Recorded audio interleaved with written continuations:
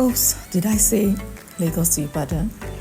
Anyway, it did feel like it was a trip from Lagos to Ibadan, but actually it was from Sao Vincent Island of Cape Verde to Santo Antão Island. Like I said earlier, it did feel like it was a trip from Lagos to Ibadan because, well, it's Sao Vincent and Santo Antão are very close to each other, and it was just a 45 minutes ferry ride from one island to the other. It was quite an experience. Sao Vincent is the third largest island in Cape Verde, while Santo Antão Island is the second largest island in Cape Verde. And this was going to be our first trip, and I was going with my kids and my husband, my entire family. Before getting here, had already packed the car into the ferry, and this is us checking in afterwards. I couldn't make a video of me parking the car because I was alone. I was the only one that did the parking. So anyway, back to here, we are ticketing and getting into to go and get seated. And I was really impressed. This was my first time traveling with this particular ferry. Before buying the ticket, I did ask a few people around at the ticketing office because there are two ferry options for trips between San Vincent and Santo Antão anyway, and most of the people that I asked recommended this particular ferry, and now I see why. I've been on the other ferry company before, and it was nothing like this. Even the kids were like, wow, it was super spacious, it was neat. There were TV screens on all the corners. It was so cold. It was really beautiful. I love the green decorations on the deck. It was really nice. It gave you a kind of a really warm vibe. It was so windy, so we weren't sure whether we wanted to sit outside here. But eventually we decided, because of the kids, it might be too dangerous for them to sit for the first time on this trip on the deck. So we all decided to go back inside and get seated. Few minutes onto the ride, everyone, so we were all settled in.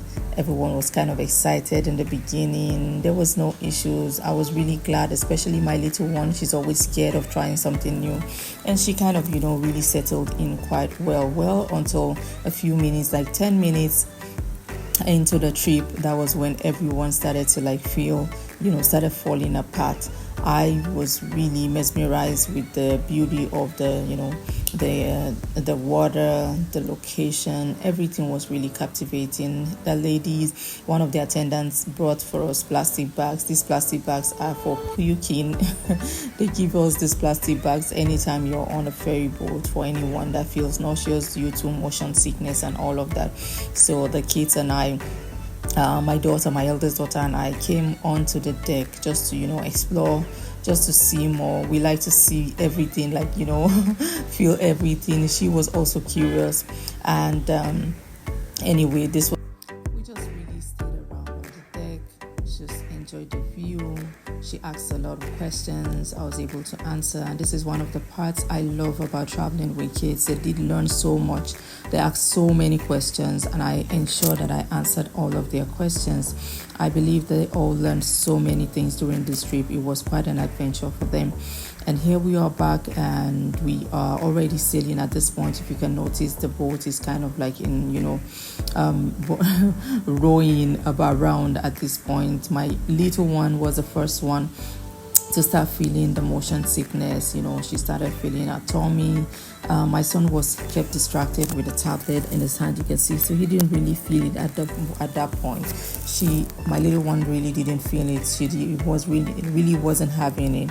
But thankfully, after a while, she slept off, which made the rest of the trip easier for her. As for me, the headaches are usually how I experience motion sickness. The headaches had already started settling in. You can see my face here.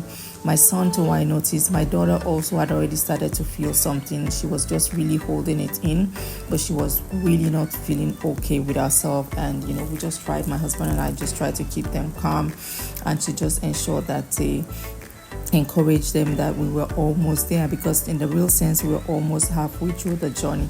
At this point, right after I made this video, my son threw up. he had so much of the motion sickness, and I think he ate some few things just before we got on the boat that kind of triggered the puking and all of that. But they really didn't find this trip so comfortable as or as excited as they were.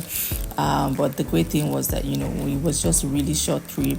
This was like 10 minutes before we landed. This is the first signs of Port Novo, which is like the main city that we will be stopping at before going into the island of Santo Antão itself.